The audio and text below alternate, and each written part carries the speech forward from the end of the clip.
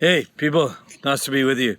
We're talking still about what legitimate and authentic worship looks like in the context of the answer that Jesus gave to Satan when Satan said, "Worship me for 1 second and I'll give you the splendor of the world."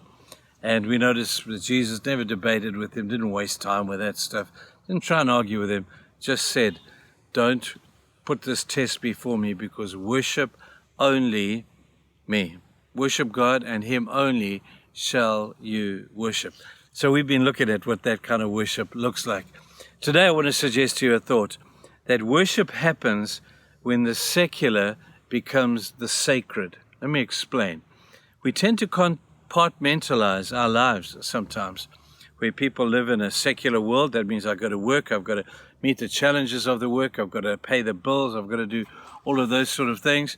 And then on a Sunday, I get in, climb out of my bed and I go to another compartment in my life, which is the spiritual one, which is the sacred one. But when the sacred and the secular collide, that's when real worship happens.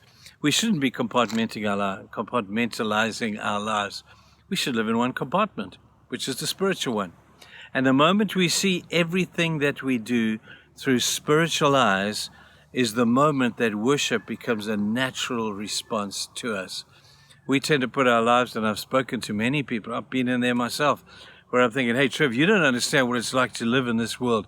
You don't have to deal with the people I have to deal with. You don't have to put up with the stuff that I have to put up with. And I've got to be hard, and I've got to be tough, and I've got to survive, and I've got to trample on a few people to get my way done." Well, that's what makes you so darn miserable, you know.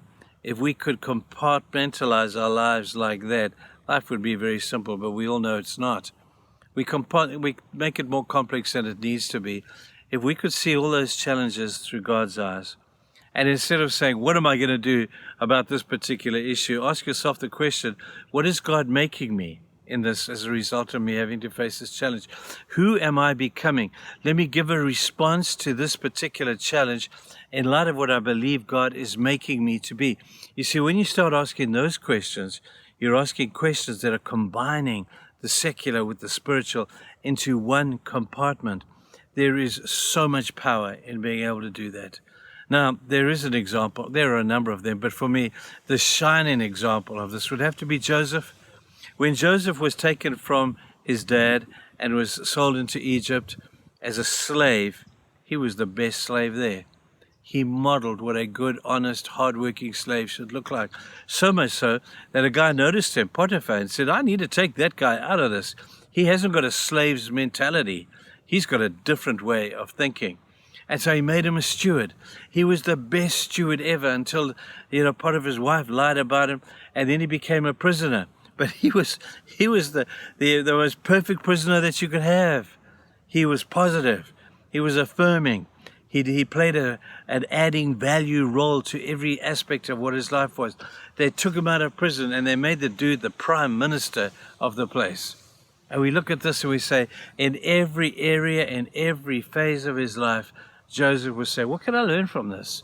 How can I improve my personality and my character and my dependence on God? This is not cool that I'm now in prison. I feel a bit bad about that.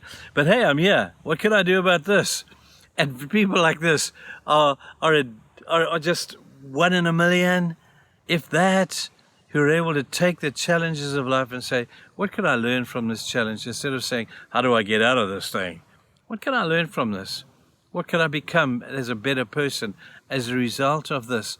And allowing God to bring His word, His life, and His Holy Spirit into those situations.